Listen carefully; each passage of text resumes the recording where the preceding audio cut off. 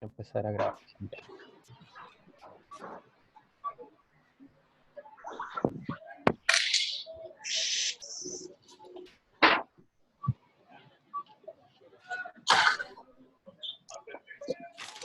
Hay alguien que tiene el micrófono encendido. Parece.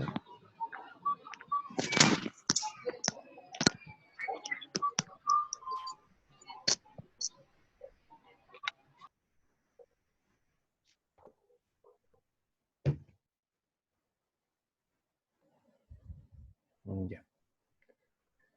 A ver, ¿qué nos escriben? Ariane no escucha.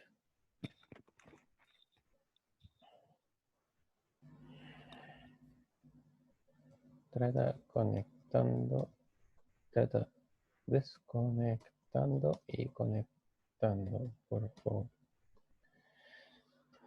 Ya, chiquillos, espero que estén muy bien. Somos varios ya. Somos 45 en la clase. Hay 28 conectados hasta el momento. ¿Ya?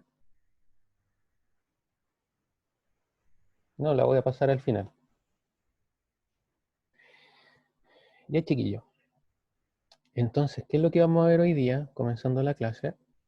Vamos a ver la operatoria con números, ¿ya? Perfecto. En esta primera parte nos señalan el origen de las matemáticas, que no se lo voy a decir, porque no viene al caso.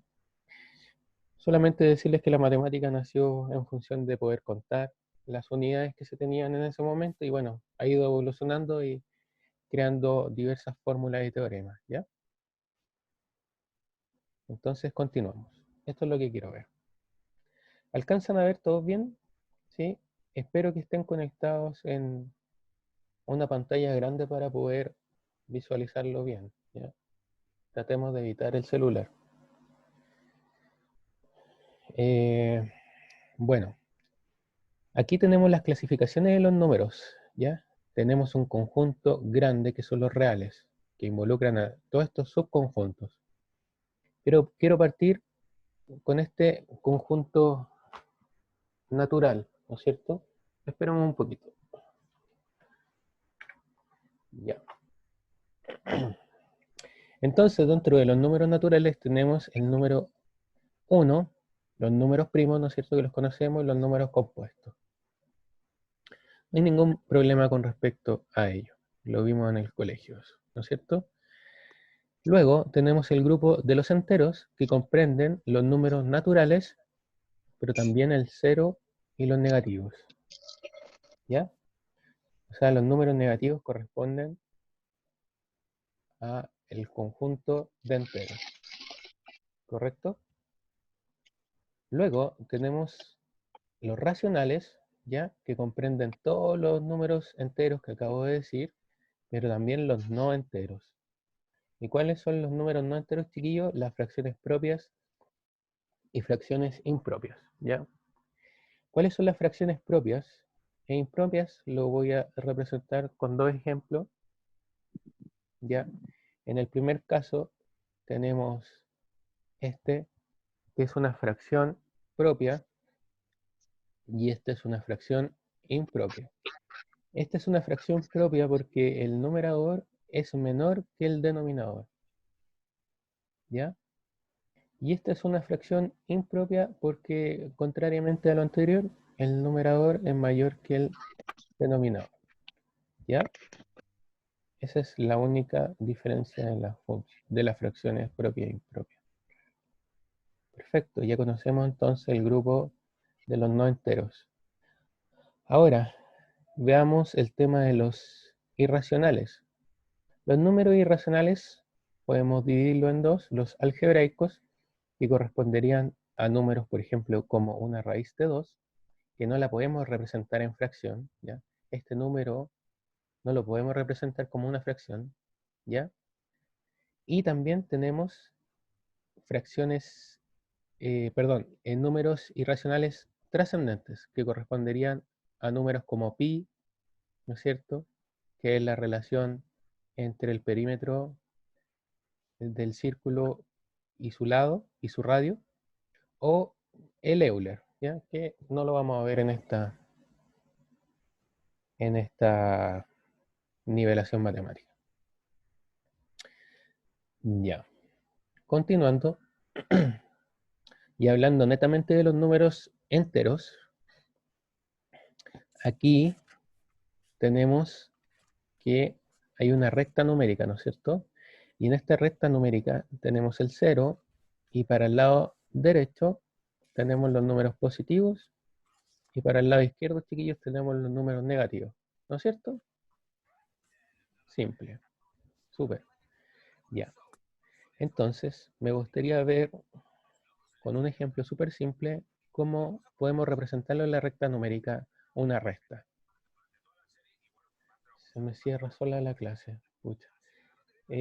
Depende de la conexión netamente que tengas de internet. Trata de tener una buena conexión. De todas formas va a quedar grabado, ¿ya? Entonces, si tenemos 5 y le restamos 3, ¿no es cierto? El resultado obviamente nos va a dar 2. ¿Cómo lo podemos graficar en la recta? Partimos en el 5 y le restamos 3, ¿no es cierto? Entonces nos tenemos que mover 3 espacios a la izquierda. 1, 2 y 3. Por lo tanto, el resultado visualmente en la recta numérica nos da 2. ¿Ya? ¿Se entiende? ¿Qué pasaría, por ejemplo, si el resultado no fuera negativo? No diera negativo. En el sentido de tener, por ejemplo, un 3 menos 5, sería el resultado menos 2, ¿no es cierto? Por lo tanto, partiríamos aquí en el 3 y nos correríamos hacia la izquierda, hacia los negativos, 5 lugares. 1, 2, 3, 4, 5. Por lo tanto, el resultado visualmente es 2.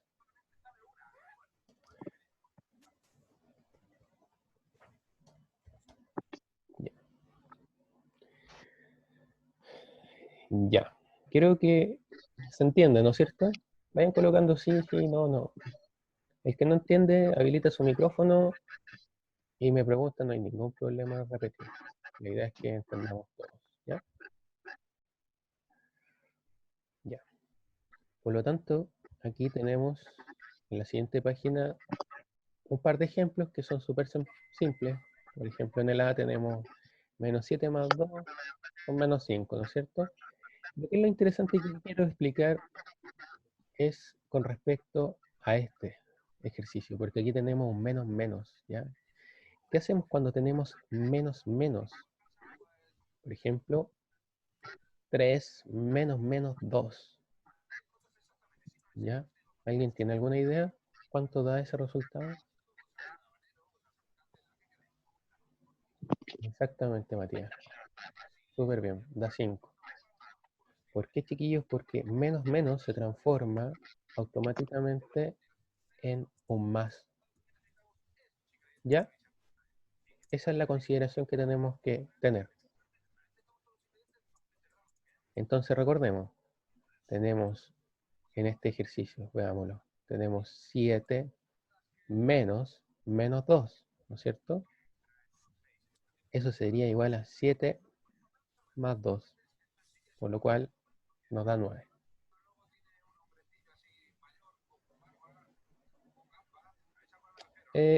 Marco, me gustaría explicarlo de una forma más simple que entendieran solamente que menos menos es más, para no confundirse. Conservar el signo del mayor, sí, podría ser, pero más simple yo creo acordarse que menos menos es igual a más, nada más. Así de simple. Tratemos de ver la matemática un poquito más simple y no darnos vuelta con los conceptos, ¿te parece? Ya. En el tema de la multiplicación, chiquillo, ¿ya? ¿Qué pasa si tenemos, por ejemplo, un negativo y lo multiplicamos por un positivo? Yo puedo representar los números por letras y de hecho muchas veces me conviene. ¿Por qué? Porque al tener ya planteada una fórmula, puedo simplemente ir cambiándolo por números, ¿ya? Esto a modo de representación se ocupan las letras y lo vamos a ver mucho en matemáticas, mucho, mucho. Exactamente, da negativo. Muy bien, Matías. Una multiplicación de un negativo por un positivo siempre nos da negativo. Siempre, siempre, siempre. ¿Ya?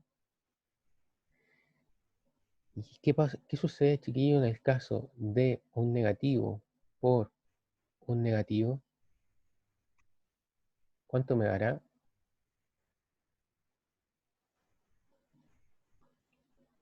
Me da positivo. Súper bien. Súper bien, Tiare. Me da positivo. Entonces recordémonos de eso. Negativo por positivo. El orden de los factores no altera el producto. Esto es lo mismo que decir positivo por negativo. ¿No es cierto? Eso siempre me da negativo. ¿Ya? Entonces, a modo de resumen, chiquillo, negativo por positivo igual negativo. Y negativo por negativo igual positivo. Pero, profe, ¿por qué existe esto? ¿Por qué dará que un negativo por un negativo da un positivo? ¿Qué sentido tiene eso? ¿De dónde salió? Hay una explicación un poco técnica, pero un poquito me voy a sonar, que tengo mocos.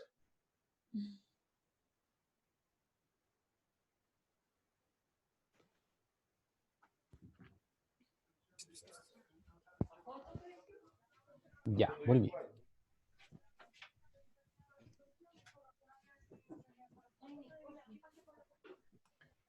La explicación es la siguiente. Veamos esto.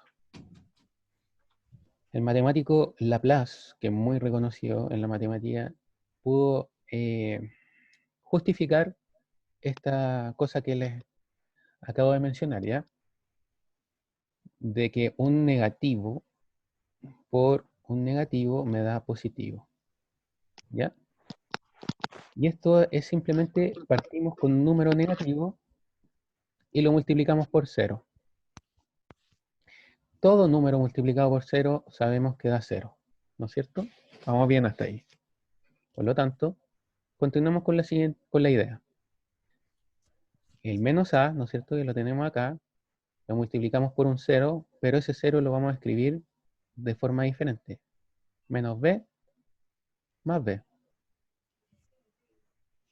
¿no es cierto? Porque menos b más b me da cero. Por lo tanto, hago la propiedad conmutativa, multiplico primero ese término y después el segundo término, ¿no es cierto? Entonces me quedaría de esta siguiente forma. Menos a por menos b, ¿no es cierto? ¿Me siguen? Y después hago menos a por más b, ¿no es cierto? Entonces el resultado sería menos a por b, igual 0. Y aquí llegué como una especie de ecuación. Ecuación porque tengo una igualdad al otro lado. La igualdad es 0. Por lo tanto, como recordamos del colegio, si tenemos una ecuación, este término lo puedo pasar al otro lado. Pero ¿cuál es la condición de pasarlo al otro lado, chiquillo? Como aquí está restando, como es negativo y está restando, pasa al otro lado con el signo contrario. Por lo tanto, este lo copio acá, igual, queda de la misma forma, menos a por menos b. Y este valor, esta multiplicación, pasa al otro lado como el signo contrario, como les decía, y me queda a por b. Oh, y magia. Aquí está, la igualdad. ¿No es cierto? Que los números negativos multiplicados da lo mismo que si fueran positivos. Sí, porque los dos son negativos. ¿No es cierto? ¿Lo entienden? Esa es como la explicación del porqué de las cosas en matemáticas. ¿Ya? Vayan escribiéndome a ver si lo entendieron o no. Sería ideal.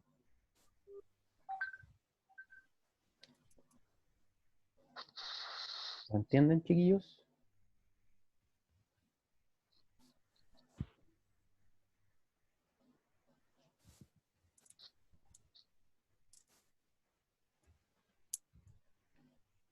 Ya, lo voy a explicar un poquito más rápido, ¿ya?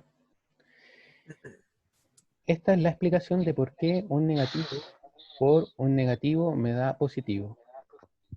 ¿Ya?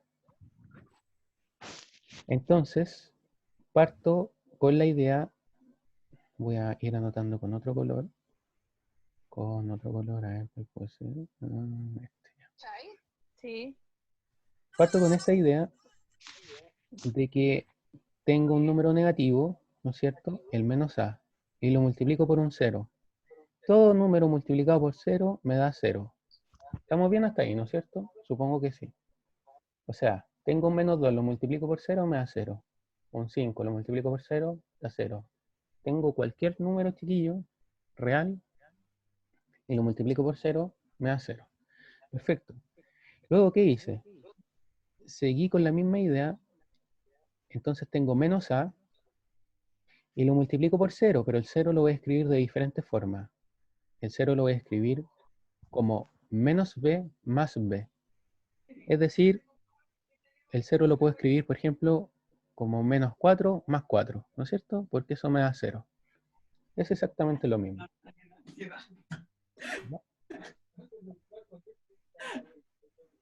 Hay alguien que tiene el micrófono abierto que no sé quién es, que se está riendo. Nicole parece. Yo no. Ahí la muteé. Ya. Ya. Perfecto. Vamos bien hasta ahí, ¿no es cierto? Supongo que sí. Luego hice la propiedad conmutativa de la multiplicación, por lo tanto el primer término, el menos a, este va multiplicado con el menos b. ¿Y cuál es el resultado? Menos a por menos b. Y luego el menos a va multiplicado con el segundo término, que es b, positivo, ¿no es cierto? Por lo tanto, el resultado de esas dos multiplicaciones me quedó menos a por menos b, y el resultado de la otra multiplicación me quedó menos a por b. Y eso es igual a 0. Sigo con lo mismo acá abajo. Igual a 0, igual a 0. ¿Ya? Por lo tanto, como les comentaba anteriormente, esto me quedó como una especie de ecuación, ¿ya? En donde en la ecuación tenemos como una igualdad, ¿no es cierto? Entonces, si tengo una igualdad, puedo ir jugando y tirándolo para el otro lado, al otro lado de la igualdad, ¿ya? Pero ¿cuál es la condición de mandarlo al otro lado? Tiene que ir con el signo contrario. Es decir, este valor está restando, ¿no es cierto? Pasa al otro lado sumando, que es lo que sucedió acá. Y este valor quedó aquí, ¿no es cierto? Entonces ahí llegué a la igualdad de que dos números negativos, el menos a por menos b, me dio a por b. O sea, el resultado, la multiplicación de dos negativos es igual a la multiplicación de dos positivos, de los mismos números, obviamente. ¿Ya? Esa es la explicación. Ya. Por lo tanto, ahora vamos a continuar viendo los números reales, ¿ya? Y su representación decimal, ¿correcto? Aquí tenemos un número que tiene una parte decimal. Es el 7,64, ¿ya? Por lo tanto, aquí tenemos una parte entera, que es el 7, y una parte decimal, que es el 64. ¿Cómo me doy cuenta de ello? Porque están separados por una coma, ¿no es cierto? Yo creo que vamos bien ahí. Ya. ¿Y esta parte decimal para qué existe, chiquillos? Ustedes se preguntarán, ¿a qué sirve esta parte decimal? Bueno, en una explicación, por ejemplo, volviendo a la recta numérica, tenemos 7 y 8, ¿no es cierto? Entre medio de estos números hay millones e infinitos, infinitos números, de hecho, ¿ya? Tantos como los decimales que yo le quiera colocar acá, porque estos decimales pueden ser infinitos, puedo ir inventando 5, 4, 9, y de hecho hay números, por ejemplo el pi, que le hablé anteriormente, que tiene decimales que no se han podido determinar, son prácticamente infinitos, ¿ya? Ay, me equivoqué. Álvaro, tu amigo. Hay alguien que está hablando, chiquillos, por favor. Si es que no tienen alguna duda, coloquen su micrófono en mute. Entonces, viendo la recta numérica, entre 7 y 8 tengo el 7,5, ¿no es cierto? Entonces, este 7,64 está por aquí aproximadamente. Por aquí, ¿no es cierto? Es decir, este 7,64 está más cerca de 8 que de 7. ¿Ya? ¿Y para qué sirve este número? Para dar mayor precisión a una medida. ¿Por qué? Pongámonos en el caso siguiente de que a ustedes les pregunto, chiquillas, chiquillos, ¿cuánto miden? Y ustedes me van a decir, profe, yo mido 1,63 metros. ¿Ya? Entonces tú me estás dando una medida precisa, porque es el 0,63. Si tú no me entregaras la parte decimal, me dirías, mido 1 metro. O puede haber un compañero que me diga, mido 2 metros. Entonces tendríamos, si es que no existiera la parte decimal, tendríamos unas personas enanitas, chiquititas, o unas personas gigantescas. Por lo tanto, para eso sirve la parte decimal, para darnos mayor precisión en la medida. ¿Ya? ¿Se entiende? ¿Sí o no? Ya, súper. Vamos bien hasta ahí, ¿no es cierto? Entonces, ¿cómo podemos operar con esta parte decimal? Quiero ver el tema de las aproximaciones. Ya. Chiquillo, un paréntesis. Zoom, no sé si les comenté, pero dura 40 minutos la clase y ahí se corta. Si se corta, iniciaría otra clase, ¿ya? Y se tendrían que conectar con el mismo link. Ya. Continuamos. Por lo tanto, vamos a ver el tema de las aproximaciones de redondeo y truncamiento. Pero antes de ello, me gustaría un poquito conversar sobre el tema de las posiciones de la parte decimal. Voy a escribir aquí el mismo ejemplo que tengo acá, que es 145,58713. De hecho, voy a borrar los dos últimos números, no me conviene. Ya, lo voy a dejar ahí nomás. Ya, esta parte, chiquillos, ¿no es cierto? Tenemos una parte entera y una parte decimal que está separado por una coma, correcto ahí. Entonces, esta parte, donde está el 7, esta posición se llama milésima. Milésima. Donde está el 8, la posición del 8 se llama centésima. Vayan anotando eso. Bueno, vayan anotando todo, la verdad. ¿Ya? Esta parte se llama décima. ¿Ya? Entonces, la coma nos va a representar la posición, obviamente. La primera posición aquí se llama décima. La segunda, centésima. Y la tercera, milésima. Eso es súper importante que lo aprendan. ¿Correcto? Ahora hablando de la parte entera, chiquillo, tenemos esta parte que está al ladito de la coma hacia la izquierda y es la unidad. ¿Ya? Se llama unidad. Aquí se llama decena. Profe, ¿y la decena no es cuando yo voy a comprar 12 huevos?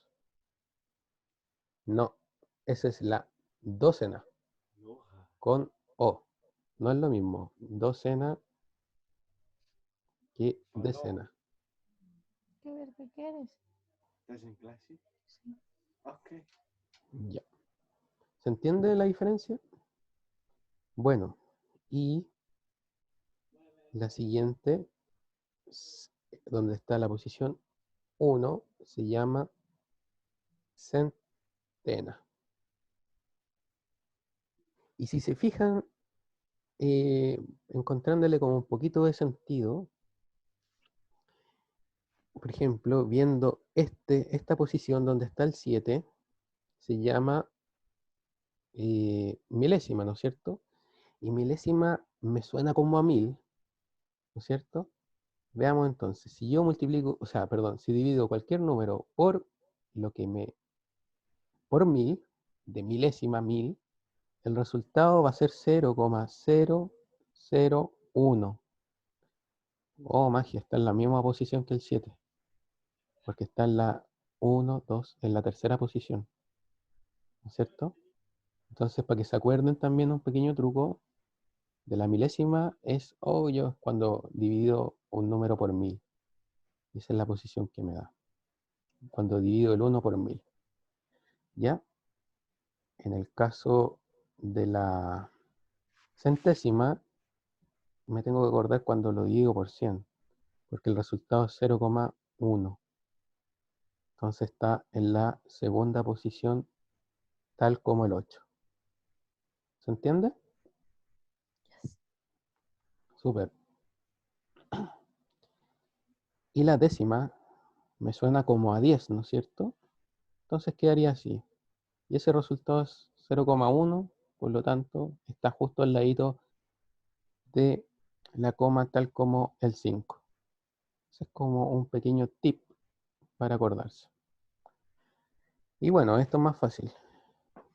El programa de aquí me acaba de avisar que quedan 10 minutos, entonces yo como cuando queden 2 minutos más o menos, les digo, chiquillos, reconectémonos ya. Bueno, y esta es la parte de la unidad, ¿no es cierto? La misma palabra me dice, ¿cierto? Que es como única, porque quedaría como un número solito. Después la decena y después la parte de la centena, ¿no es cierto? Decena viene como de 10 también, centena de 100. Decena, centena. Ya, súper bien ahí. ¿Se entendió, no es cierto? Entonces quería explicar eso antes de empezar a aproximar los números. ¿Cómo aproximo yo un número? Primero tengo que dominar el tema de los nombres. Milésima, centésima, décima, unidad, decena, etc. Entonces, en el ejemplo que tenemos acá arriba, que lo estoy copiando acá abajo, me piden aquí redondear a la milésima. Chiquillos, ¿cuál es la milésima? Esta. Por lo tanto, si me piden redondear a la milésima, tengo que dejar 3 decimales, ¿no? ¿Y qué número va acá? Porque tengo que redondear. Este número va a depender del que está al costado. Si es 5 o más, pasa con un número de más acá. Si este número es menos de 5, queda igual. En este sentido, quedaría 7. ¿Por qué? Porque el amigo que está al lado, que es el 1, es menor de 5, por lo tanto no le sumo nada más. ¿Qué pasaría en ese sentido si este número fuera, chiquillos, un 6? Ay, perdón. Un 6. 6. Ah, el 6 es mayor que 5, por lo tanto tengo que redondearlo y me quedaría 8. ¿Se entiende? Mm, Ya, Tiare preguntó algo súper interesante que... No, Tiare. Tiare dice, redondeo es aproximar y truncar es cortar. Casi. La mitad la tiene buena y la mitad mala. Estos son dos tipos de aproximaciones. tenemos dos tipos de aproximaciones, el redondeo y el truncamiento. Por lo tanto, cuando hablamos de aproximaciones pueden ser cualquiera de las dos, ¿ya? El que estoy explicando ahora es el redondeo, ¿ya? Sí, voy a dar otro ejemplo, pero diferente, no te preocupes. Voy a utilizar el mismo número porque me conviene, porque está bonito. 145, 5, 8, 7, 13. Y me piden redondearlo, chiquillos, a la décima. ¿Cuánta parte decimal?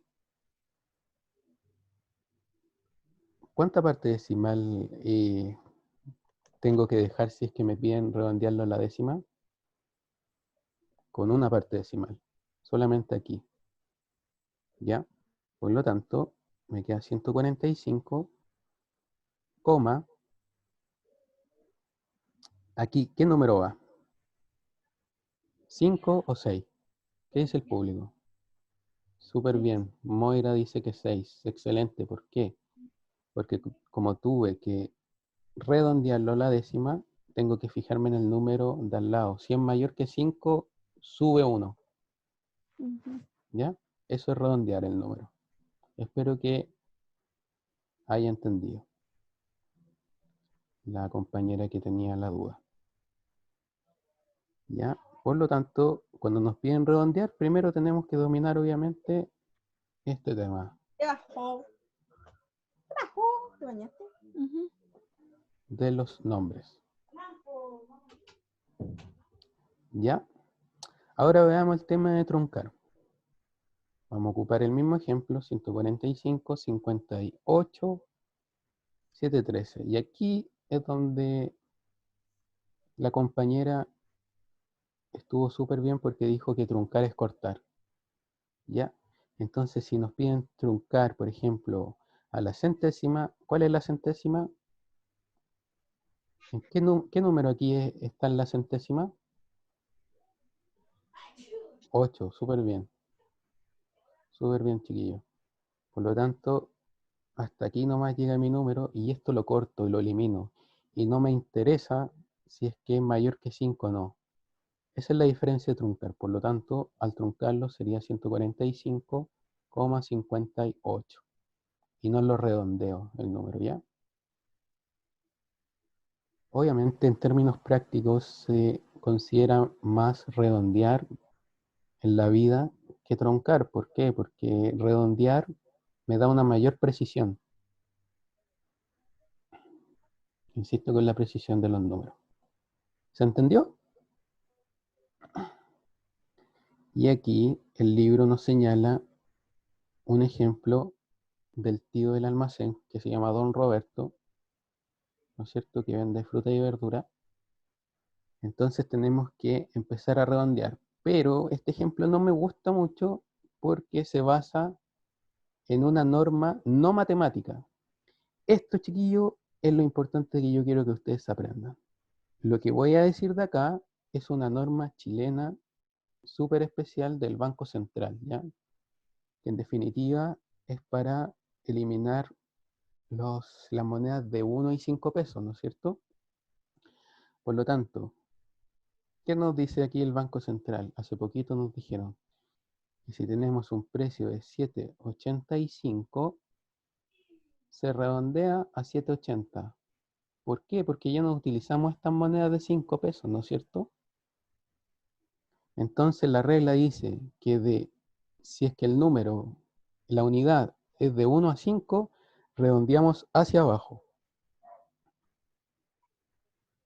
Pero si, por el contrario, la unidad es mayor que 5, o sea, de 6 a 9, tenemos que redondear hacia arriba, 7,90. ¿Por qué? Porque no utilizamos las monedas de 1 y 5. Esto en matemática no se ocupa, no se ocupa. Ya tenemos que tener muy claro eso. Es algo muy excepcional solamente para eliminar las monedas, ¿ya? Por lo tanto, en este ejemplo nos dice que en la verdulería de don Roberto se comienza a aplicar la ley del redondeo. Esta es la ley del redondeo, la del Banco Central. ¿Ya?